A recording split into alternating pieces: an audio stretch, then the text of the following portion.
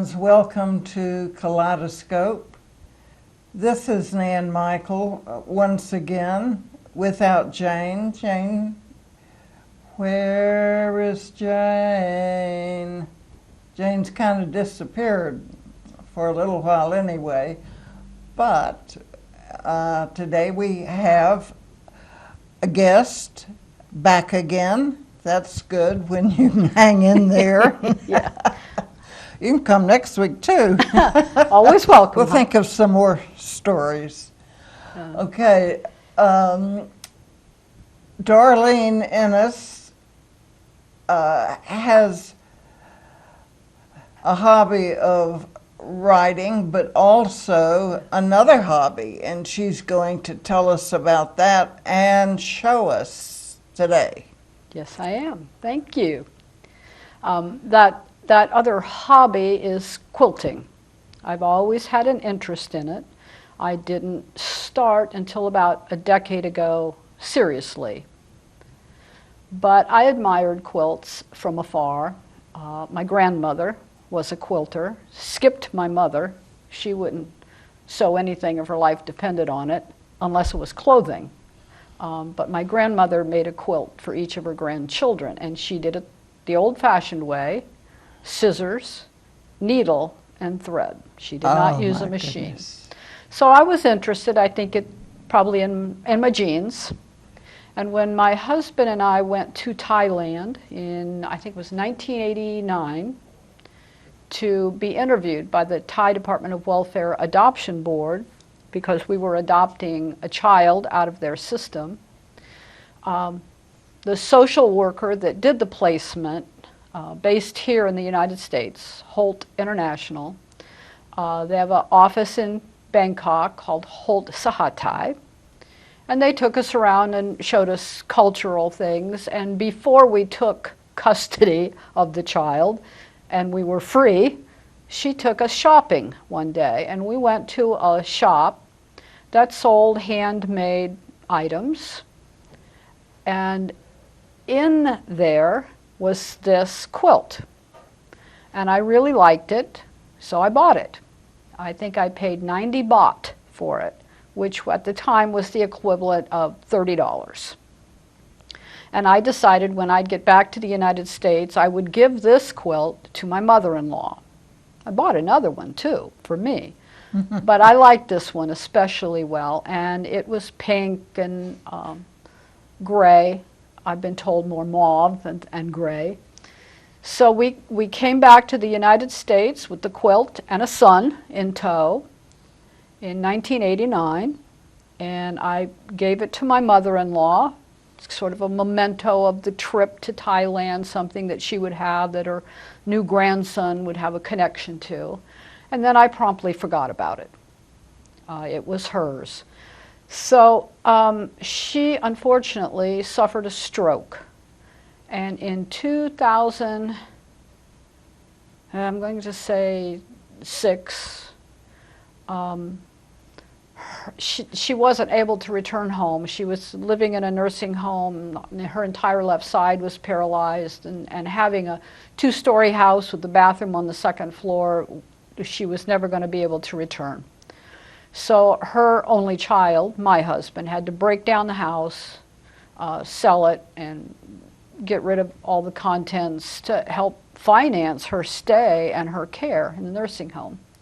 So he decided, since both of us were working and it was too much of a trip to work, 8 hours a day and then drive to Granville and deal with that, that he engaged an auctioneer that he knew from high school to go through the household goods and put everything up for auction. And on the day of the auction, I'm there with him as the owner, so I don't have a card. Why would I want to buy my own stuff? Up on the auction block comes this quilt, which I had forgotten all about. And about that time, now that I'm seeing it, it's like, oh, I want that quilt. Bam, sold. So I had no idea who bought it, and I just thought, well, I forgot about it. I should have been more involved in going through her personal stuff, but I didn't do that, so I lost out. Okay, fine. Now, jump ahead a decade. It's, if my math is right, it's now 2016. And someone in my quilt guild, which I belong to, announced that the Dairy Barn Cultural Arts Center here in Athens had received a collection of quilts from the Mary Morgan estate. Mary Morgan had given these to them after her death, and they were to do with them whatever they wanted to do. So the first step was to catalog them all, and they needed volunteers. I don't usually volunteer for things like that. I'm busy. And I don't know art, and I don't know anything about cataloging, but at the time I was the president of my guild, and I didn't see anybody else doing anything either. And I thought, well, maybe I should, be there, represent the guild, so I went. And it turned out not to be as difficult as I thought. We were a team. We basically had to look at the quilt and identify the block or blocks that were used and the pattern and indicate that. Say what the quality was, whether it was hand quilted, machine quilted, general information. I think Mary Morgan had already indicated what each quilt was, and sometimes she was right, sometimes she wasn't. And the guild, or the Dairy Barn, had the measurements of the quilts. So we were just kind of filling in the blanks. And we worked for a couple of hours cataloging a table filled with quilts. Now, she had many tables filled with quilts in her collection. And I think they called it the Mary Morgan Appalachian Quilt Collection. And their intent was to select from her quilts a number of them to do an online auction and sell them. Huh. So since we'd worked for a couple of hours, our leader, one of the staff members, said, why don't you ladies take a break? You've been at it. Feel free, just wander around and look at the quilts. So that's what I did. I'm wandering around and looking at the quilts, and I see a corner of a pink and a gray. And I'm thinking, boy, those colors look familiar to me. Now, I am not the kind of person who remembers colors. That color is my main difficulty in quilting. But I walked over to the table, and I'm laying back the quilts that are on top of it, and I said, oh, I know this quilt!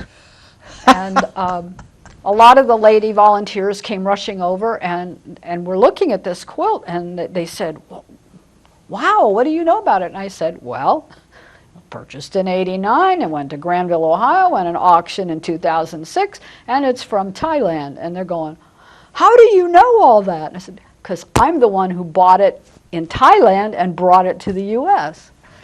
So we all enjoyed the story, and I got to see the quilt. And once again, I know here we're going to come up to an online auction.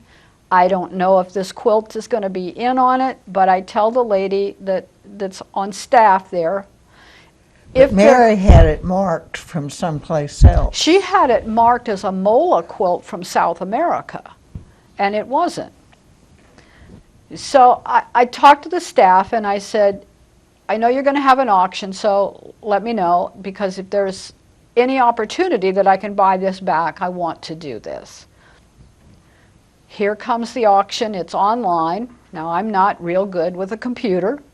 I have used one. You know, I have a smartphone, but I'm a dumb operator. So I'm trying to look at the quilts that are going to be in this auction, and I can't. I keep seeing the same 5. I can't figure out how to look at all the quilts. And the clock is ticking. We're getting up to time for the auction, and I still don't know if it's in there. Well, there we go. I've lost again. I have no clue if it's in there. I don't know how to bid. It's gone again. Out of the blue, then, I get this message. I think it was a Facebook message that tells me that I can now come to the Dairy Barn and pick up my mother-in-law's quilt. They gave it to me. Oh. Wasn't that awesome? And I went over there and they searched around a little bit for it, but they found it. And it was like, goodness, you know, after decades of being out of sight and out of mind and out of hand, it had followed me all the way back to Athens. Now, that is an incredible story. Wow. And when did you start quilting yourself? It would have been 2005. That's before you bought it? No, because I got it in the 80s. Oh, in 80. In the 80s, yeah. John, our son, was born in 1982, and we received the referral for him when he was 6, but we didn't pick him up. The process wasn't finalized until the spring of 89. So 89 is when I bought the quilt. I retired in 2005, and before I retired, I started back into quilting, because when you're working, you just don't have a whole lot of time, you know. One of the things which amazed me at retirement was that there were people at Kroger's in the daytime. I had never been able to go to Kroger's in the daytime because I was working. It's like, wow, people are here. So that was funny. So no, so 89 to 2006, it was Jones. And I suspect in 2006, the bidder was Mary Morgan, a lady I never knew, but who lived in Amesville at one time, and I lived in Amesville at one time. So I was very interested to know whether that quilt was like following me, you know, trying to catch up to me, but not quite getting there. And then, yeah, and then 2016, then it became mine. Well, that's a story with a very happy ending. It is, yes. And I think maybe that we may have seen it. Maybe it could come back and you could describe what we're looking at. Well, this there. This Oh, quilt, yeah, this quilt is entirely handmade, like my grandmother. Look at there. And the gray design or the pink design that you see is called reverse applique. The triangles around the edge are pieced, but in the center, the image that you get, the gray and the gray is actually sitting on top of a pink fabric, and they have turned the fabric under along the edges and stitched them down by hand. And there are there's a pattern to it, and each block is the same. Those are also appliqued, the pink on top of the white. Wow, that's beautiful. Yeah, it is. It's and I call it a quilt, but that's probably incorrect. By rights, a quilt is 3 layers of fabric bound together in some fashion. This is 2 layers, keeping in mind that Thailand is practically on the equator. It's a very hot country. They don't need insulation. So this is 2 very light layers of cotton, and they are not connected to each other. They've just been folded and stitched and kept as one. If it were a quilt, somehow there would be a 3rd layer in between, and all 3 layers would be attached to each other, either by being tied or quilted, or running stitches along in some pattern. But I think coverlet might cover this closer. But again, Mary Morgan must have been impressed by it, and she bought it and then came to me through the graciousness of the dairy barn staff. You never, you don't have any of your grandmother's quilts? I do.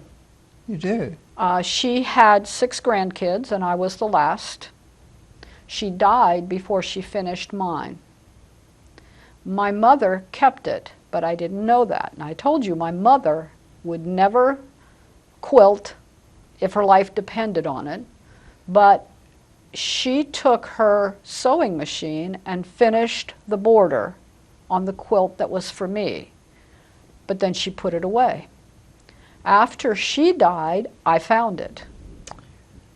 So I am now quilting by hand, the hand-pieced quilt top that my grandmother made for me starting sometime in the 50s, that my mother finished with her sewing machine, and I hope to have it done before I'm dead.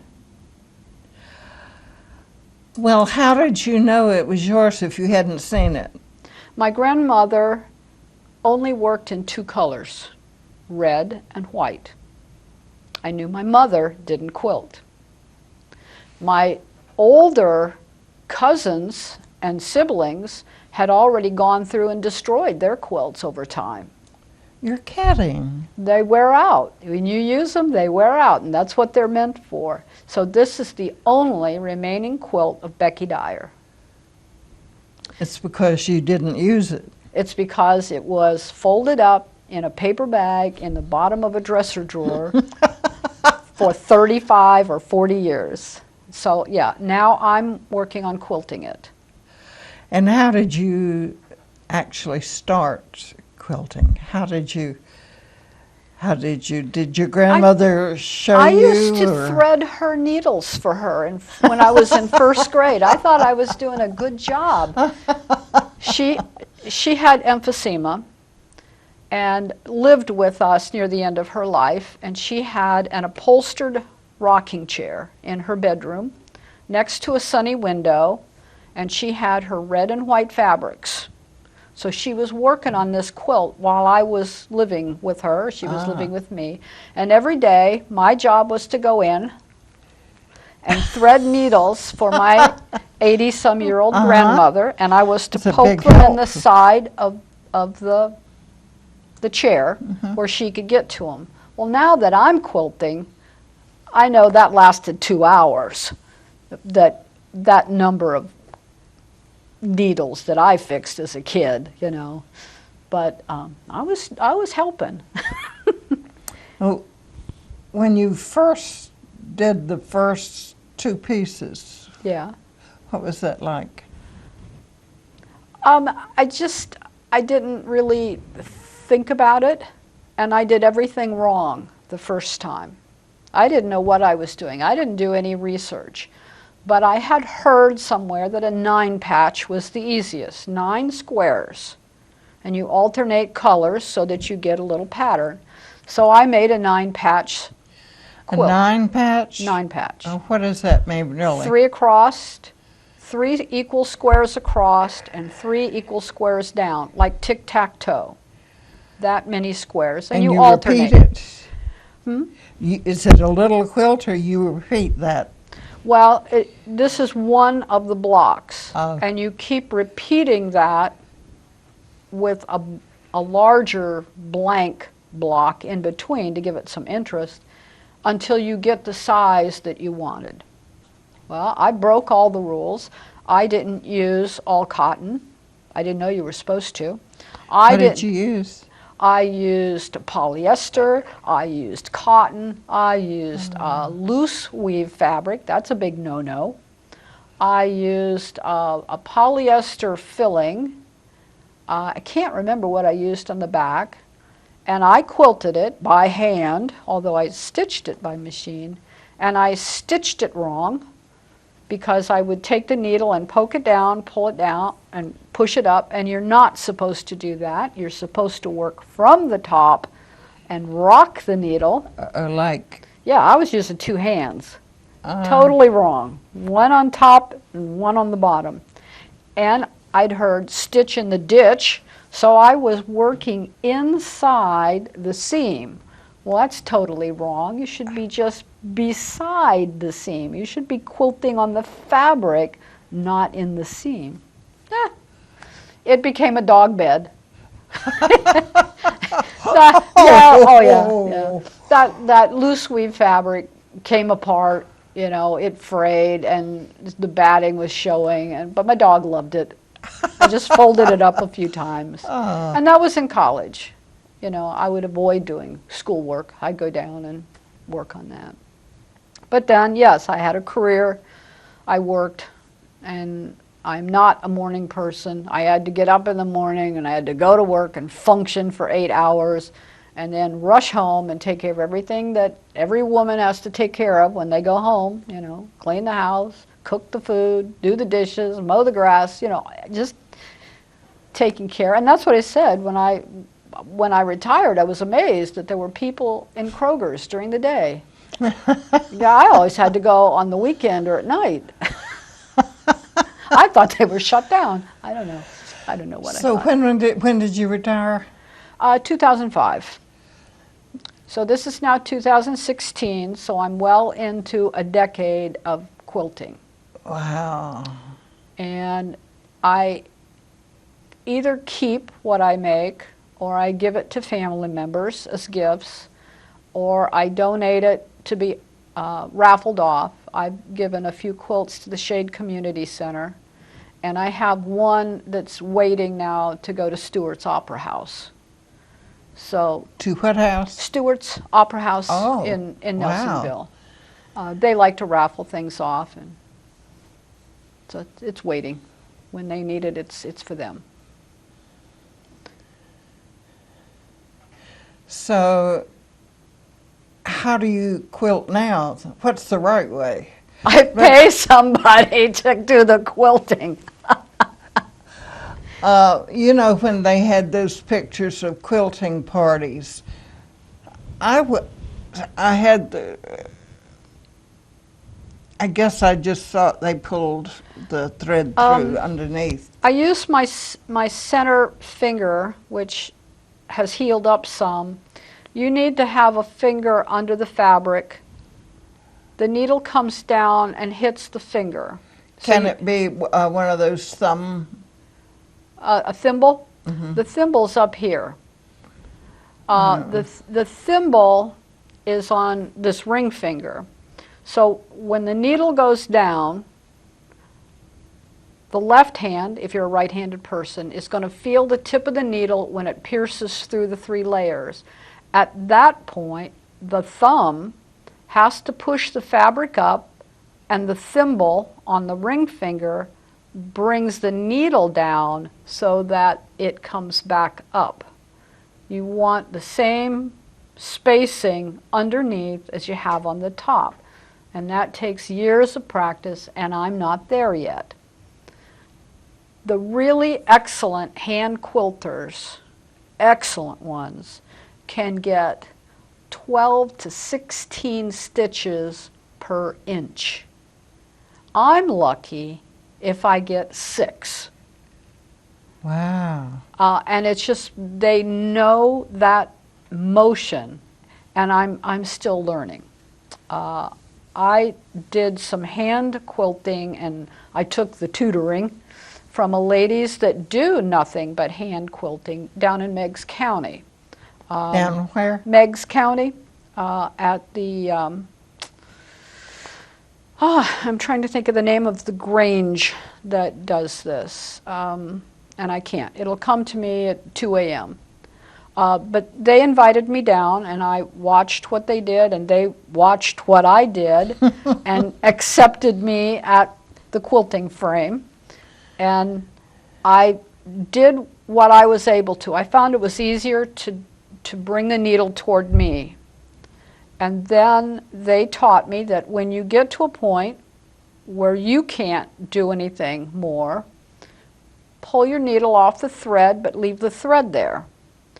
And another more able quilter will come through and put that thread on her needle, and she'll finish what you're not capable of doing. Well, that's like a quilt and bee, kind of. Yes. And they meet every week and do that. So I went down there and practiced and got instruction, and it's like an apprenticeship program, yes, and really appreciated the help that they gave me. Now, how many quilts have you made? I don't know. I have not counted them. As you know, I've taken photographs of each of my projects, and I'm writing a little story about each one as I progress. That's right. Last Kaleidoscope, we talked about your journal and picture of every... Yes. And I don't know. It's an obsession. Maybe started by your grandmother. I think so. I think it was a genetic thing, and it just skipped my mom.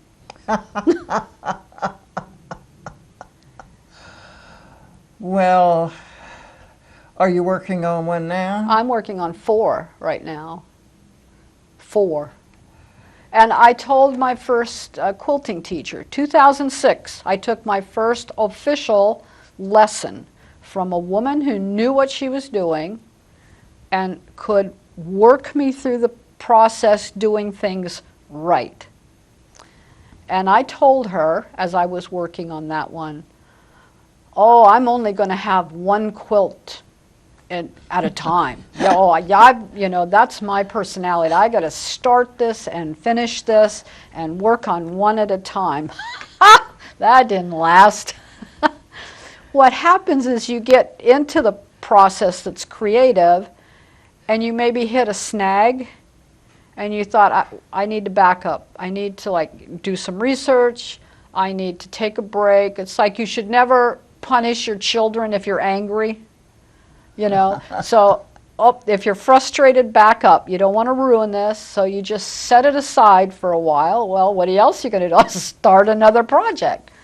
So I do. I have 4 projects ongoing. I have my grandmother's quilt that's hand quilted. I just finished putting the binding on a small project that I saw in a magazine. I had no intention of starting it, but I said, oh, I wonder if I can do that. And I could, so I did. That one I just got back from a professional quilter, and she did it by machine. So I like the machine quilting because I think it's... Faster. It's certainly quicker. It is quicker. And it's so much easier just to pay them money, And I can produce a lot of tops, but if I were to hand quilt them, that's all I would be doing is the hand quilting. And I kind of find it boring. Some people say they find it relaxing, but it's like, that's what you do. I need a little bit more challenge to my life, like, oh, I cut that fabric wrong. So I am in a guild. We had 2 challenges this year. One is a turkey challenge, and the programming committee went out and picked a truly hideous fabric that had some orange in it and some yellow and some turquoise and I don't know what else, and it was... Because it's a turkey, We had to make something that would use this fabric and have a turkey in it, and that is due in November. Mine is done. In November? Yes. We started it in January and had to be done by November. Mine is done except for I'm going to embellish with some buttons. So that's my shopping trip today, find these buttons. Then I'm in another subgroup of this guild, and we call ourselves the Itty Bitty Quilt Committee.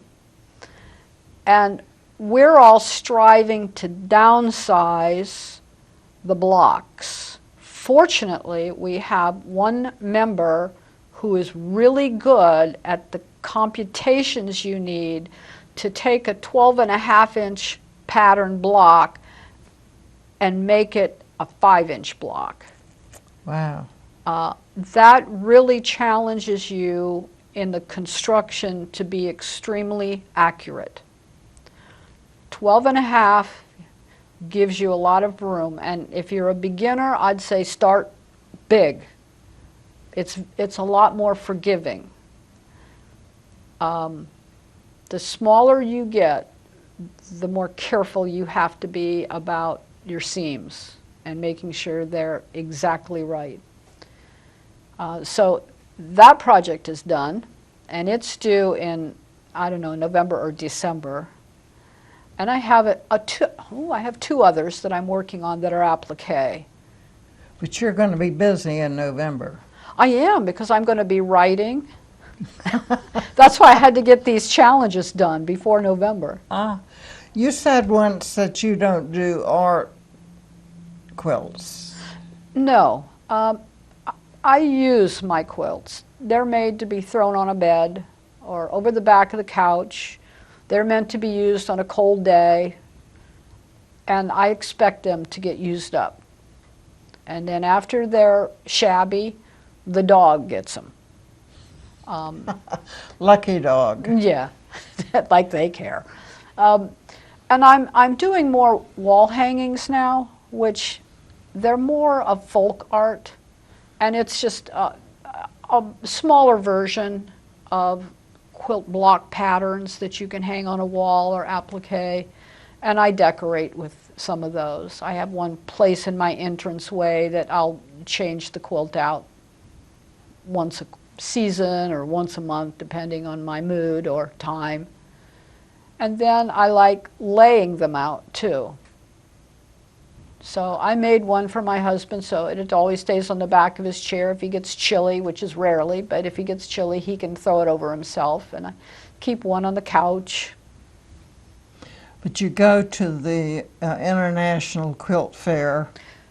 Quilt National? Yeah. I have never, because those are exceptionally good, and I don't want to cry at my quality compared to theirs.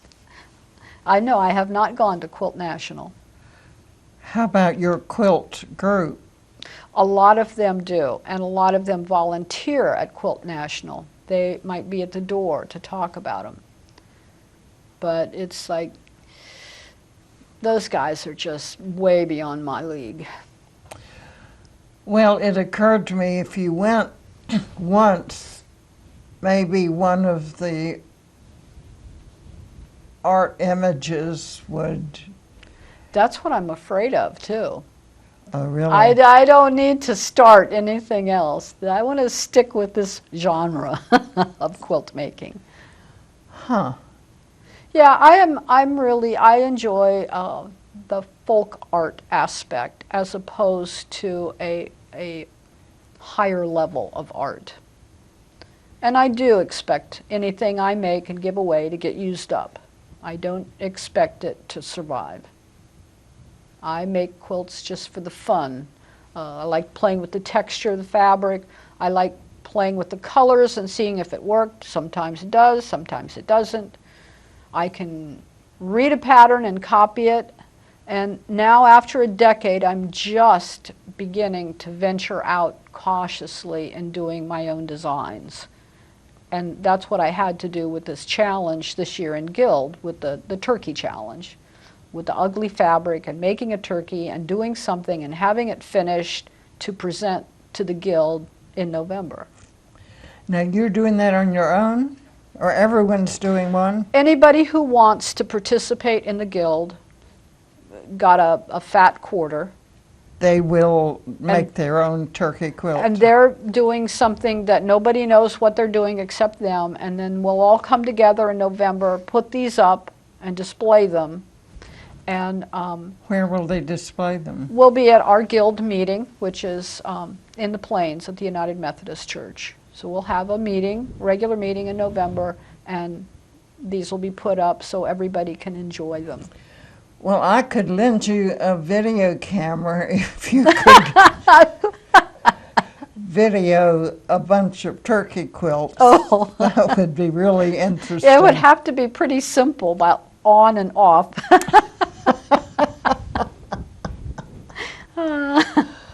Well, Mary Morgan, you don't know how she came by it. I never heard the name before the call went out to come look, come and catalog her quilts. I never knew her. I think at one point she had a store. That's what I've heard. And the only thing I know about her was from her obituary, because after seeing this quilt, my interest was then piqued.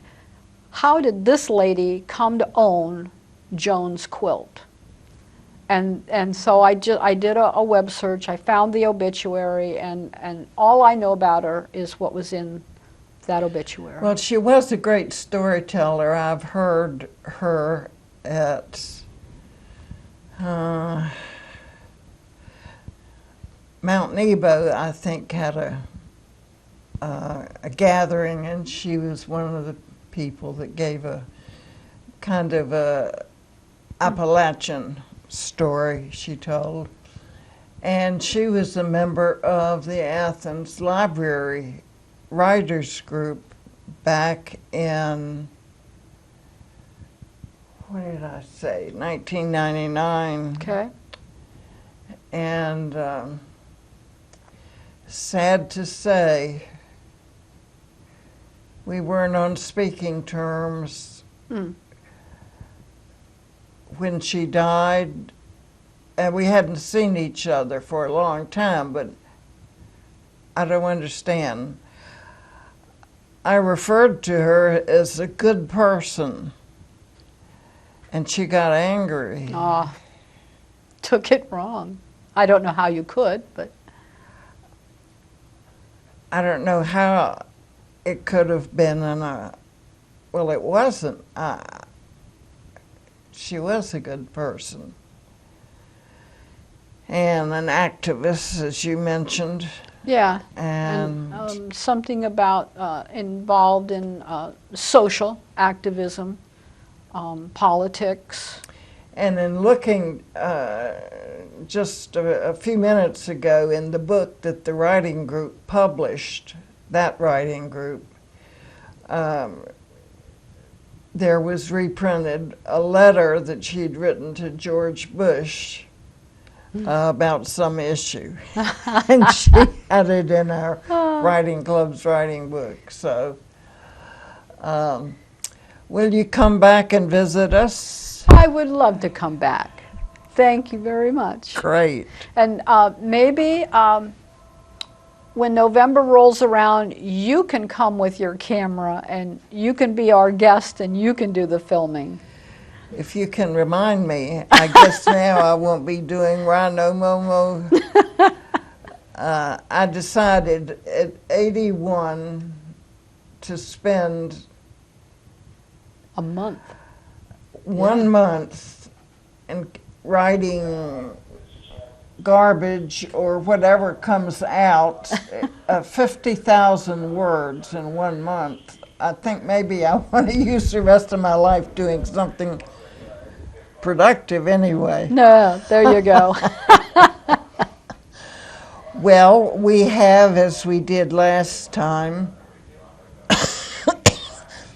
a video, because this is Kaleidoscope, supposed to be this, that, and the other around Athens.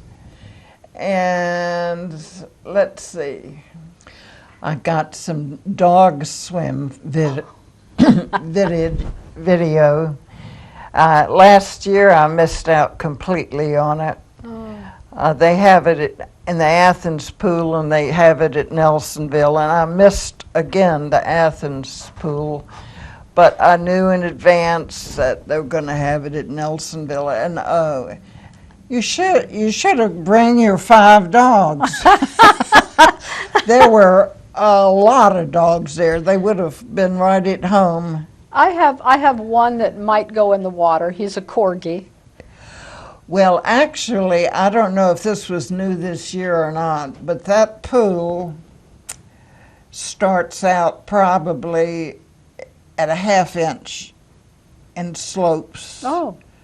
So almost all the dogs at that level were going in because they didn't really realize they were going in.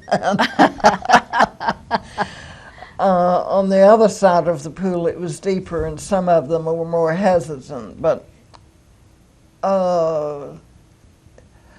well, you'll see. Okay. We'll take a look at just a little bit of it. And by the way, I videotaped an hour, so it will be on an hour show on Athens access, so watch for it and you'll get to see a whole lot more. There you go, Big. I'll be nice for her. You're welcome.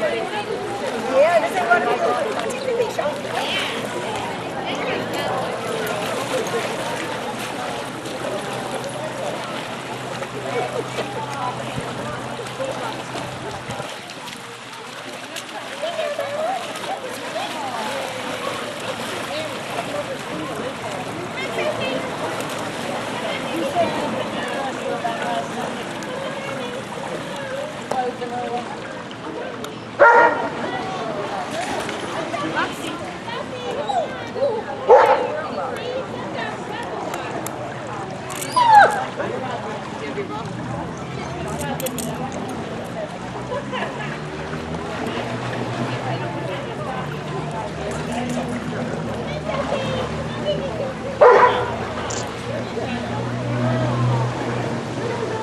I know you live, what, 6 miles out of town? Yeah, I'm and that's eight miles a little out. far to drive to the dog swim, but doesn't that Those make dogs- you want to? Those dogs had a great time. Yeah, I have a couple that might fit right in.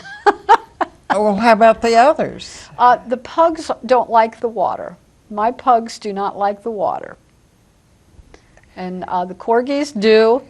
They love wading in it, but then their legs are only this long, so they'd have to stay in that shallow end. Big dogs, little legs. But looks like they all had fun. Yeah, it's great. I don't know why I tape a whole hour of it, but I don't want to stop some other dog doing something. And I think there were a couple of little greyhound puppies just went, and the other dogs were chasing them. Anyway, okay, well, next we're going to take a look at an Indian powwow in Gallipolis. They do that every year, have an annual powwow in the park. Have you ever been to Gallipolis? Yes. You know, Yes. that big park. So we're going there now before I talk too much.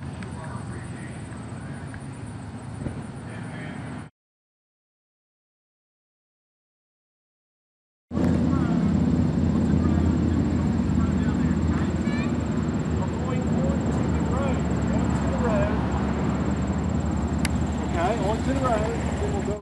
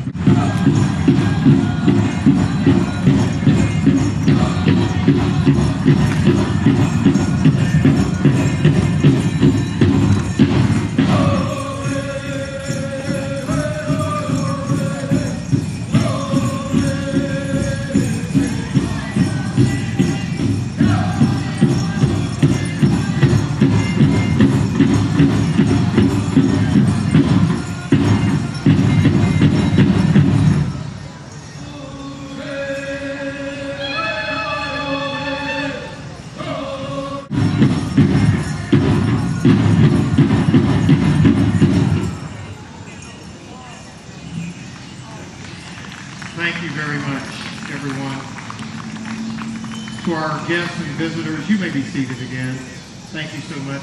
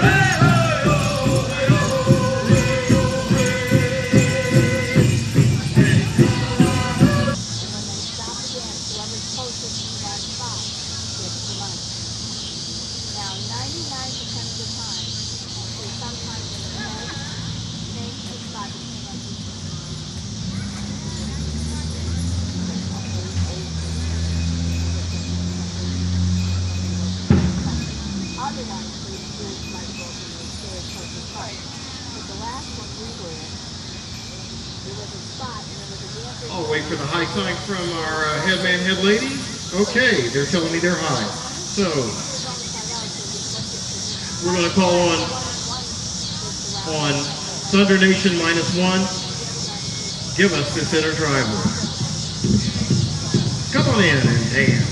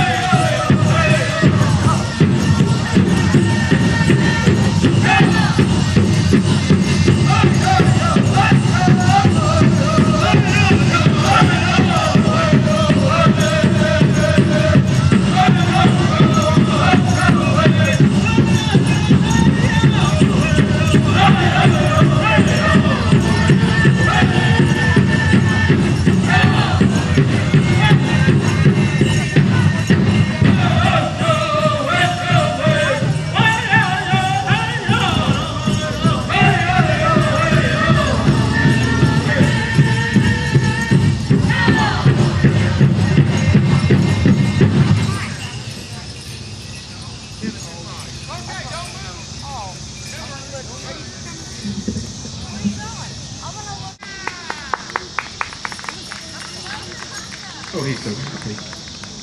Now, to our head lady. Are you standing in your spot? Okay. Logan, you better help her out too.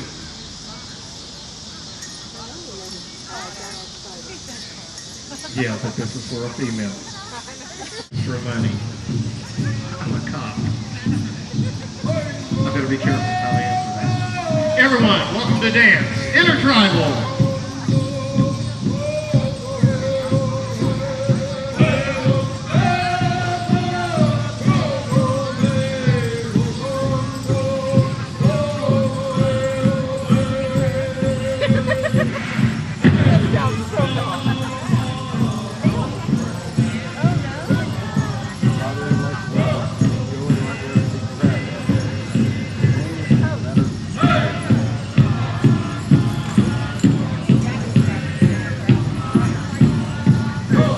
Gotta have grabs that move around.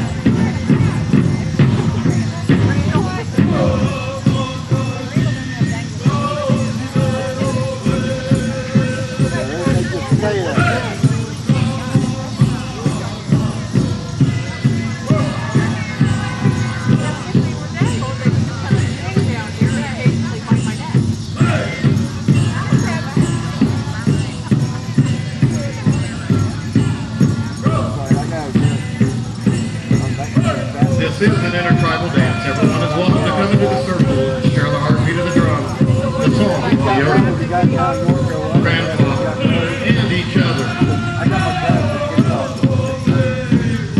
I've got a coffee coming, so follow me on crack.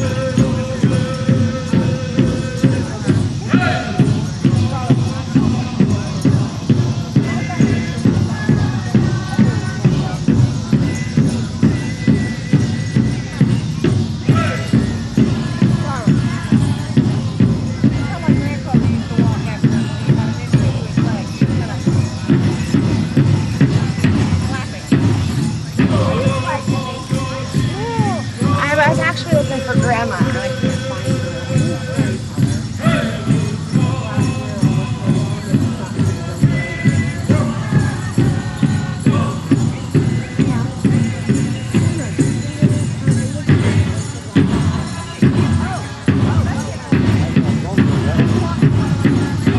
Okay, super. Thank you.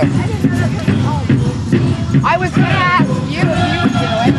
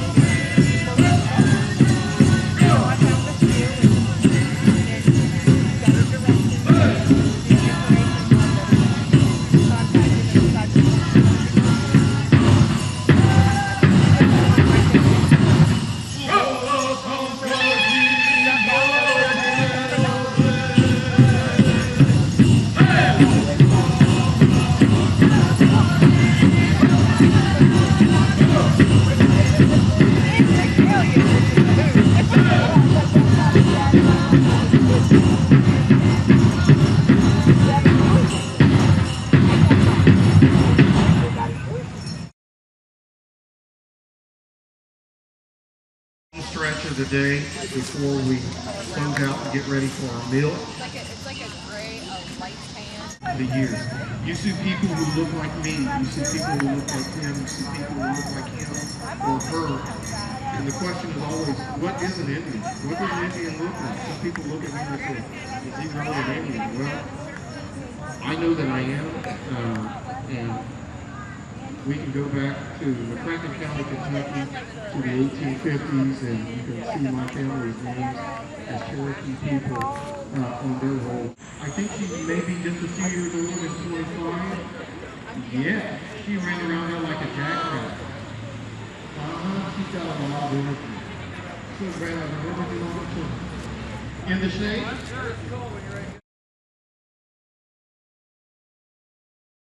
There, and Grandma is going to come over and